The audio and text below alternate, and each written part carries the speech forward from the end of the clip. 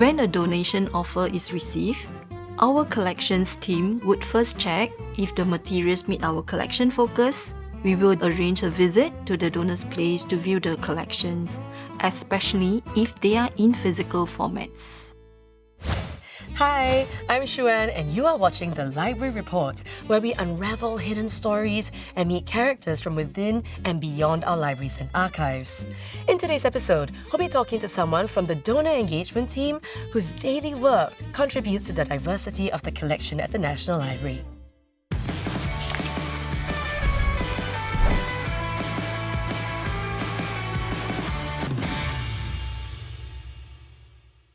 Hi, my name is Sandy.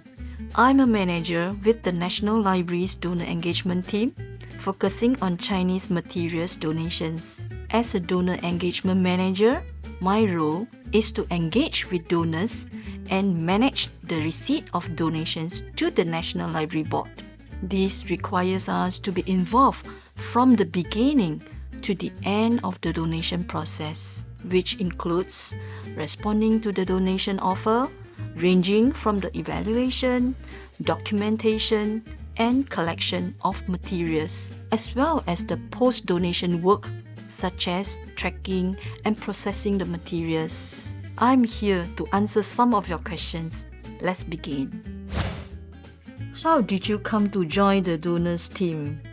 I have always enjoyed interacting with people. This role allows me to work with donors who have collected various historical materials, including rare items. It is meaningful work as I hope the donor collections will help future generations have a better understanding of Singapore's past and changes over time.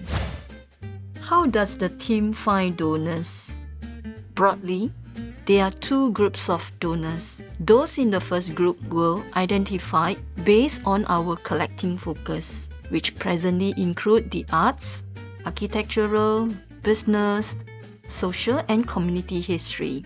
We would identify the individuals or organizations for each focus group and reach out to them directly or through people who help to connect us. The second group are walk-in donors who reach out to us either via email or in person. What kind of materials can be donated? The types of materials we collect are very varied, ranging from primary materials to publications. Examples of primary materials would be things like personal and business documents, photographs, maps, and audio-visual materials. Why are certain donations accepted but not others? When we receive a donation offer, we would first evaluate the materials to determine if they are within our collection focus, whether we already have them in our collection, and their condition. Our primary collecting focus is on materials that relate specifically to Singapore and selectively Southeast Asia. Generally, we may not take in materials that we already have in our holdings or those not within our collection focus. What is the donation process like? When a donation offer is received, our collections team would first check if the materials meet our collection focus. We will arrange a visit to the donor's place to view the collections, especially if they are in physical formats. After that, we will seek approval from the management. For donations that are accepted, they will be sent to our library supply center for processing. Materials that have been processed and catalogued, they will be searchable via our online platforms. Must I be in Singapore to make a donation? About 90% of our donors are locals, but we do have a fair number of donors from other countries like the UK, US, France, Germany, and Australia. One example is Miss Beth Taki, who lives in the UK. She donated a set of photographs relating to the constructions of one of our historic bridges, the Anderson Bridge. These photographs are dated between 1908 and 1910. They are from the collections of her great-grandfather, Mr. Samuel McMurray Kirkpatrick, who was working as a chief engineer at that time. Such photographs are hard to come by, and we are very grateful to our donors for reaching out to us. Does NLB accept digital materials, and is that process different from physical items? We used to collect mainly physical and paper-based items, but nowadays we are collecting more born digital materials. The donation process is the same. Donors can complete the donation form, which is available at NLB's website, if they are keen to donate their materials to us.